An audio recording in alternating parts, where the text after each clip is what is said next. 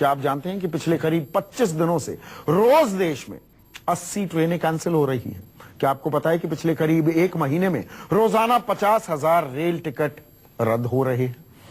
अब bullet train दौड़ाने का सपना दिखाने वाली भारतीय रेल को अब तक 1200 करोड़ रुपए का नुकसान हो चुका है, क्योंकि इस वक्त देश की रेल सबसे बड़े संकट से गुजर रही है।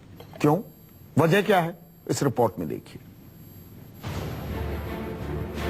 सपना तो देश में जल्द बुलेट ट्रेन दौड़ाने का है, लेकिन हकीकत यह है कि जहां ऑटोमेटिक सिग्नल पर ट्रेन दौड़ती थी, वहां पिछले 25 दिन से रेल कर्मचारी ट्रैक के पास हरी झंडी लेकर खुद ट्रेन को किसी तरह चलवा रहे हैं। सपना वर्ल्ड क्लास स्टेशन और यात्रियों को राइट टाइम ट्रेन देने का है, लेकिन हकीकत ये है कि पिछले 25 दिन से देश में रोज 80 ट्रेन कैंसिल हो जा रही हैं। रोज 50,000 टिकट रद्द करने पड़ रहे हैं। अब तक एक खामी की वजह से रेलवे को 1200 करोड़ का नुकसान हो चुका है। मध्य प्रदेश की आशा, पश्चिम बंगाल की चित्रा और मुंबई के इंद्रजीत गुप्ता, तीनों लोग परेशान हैं। 85 में रात 10 बजे से बैठे हैं और कुछ नहीं खबर है गाड़ी का। बहुत गर्मी, बहुत परेशानी। ट्रेन की टिकट मैंने बुक कराई 22 तारीख की। 22 तारीख को बुक कराई, मालूम पड़ा दूसरे दिन जिस दिन जाना था उसी दिन गाड़ी कैंसिल हो गई। जानते हैं इनकी ट्रेन कैंसिल क्यों हुई?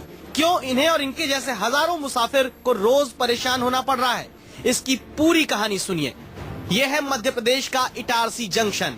उत्तर से दक्षिण और दक्षिण से पश्चिम भारत जाने वाली ज्यादातर ट्रेन इसी इटारसी स्टेशन से होकर गुजरती हैं। इसी इटारसी स्टेशन पर लगे रूट रिले इंटरलॉकिंग सिस्टम के भरोसे पर रोज देश में उत्तर से दक्षिण और दक्षिण से पश्चिम को आने जाने वाली ट्रेन को सिग्नल मिलता था। लेकिन 17 जून को इटारसी जंक्शन के कंट्रोल रूम में आग लग गई। आग की वजह से रूट रिले इंटरलॉकिंग पैनल जल गया, जिसके बाद अब ट्रेन को इटारसी में सिग्नल ही नहीं दिया जा सकता। हालत यह है कि अब रेलवे के कर्मचारी हाथ में झंडी लेकर खड़े रहते हैं। रेल ड्राइवर को पर्ची काटकर बताते हैं कि रूट क्लियर है कि नहीं। दशकों पुराने सिस्टम के भरोसे इस वक्त भारतीय रेल रेंग रही है। जो पूरा यार्ड का काम है, क्योंकि अभी कंट्रोल खत्म हो गया है तो पूरा मैनुअल सिस्टम पे ले लिया है।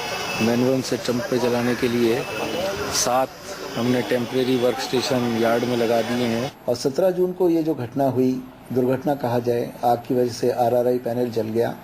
इससे एक बहुत अभूतपूर्व क्षति हुई और निश्चय ही परिचालन की दृष्टि से इतनी कठिन परिस्थिति भारतीय रेलवे में शायद ही कभी हुई हो।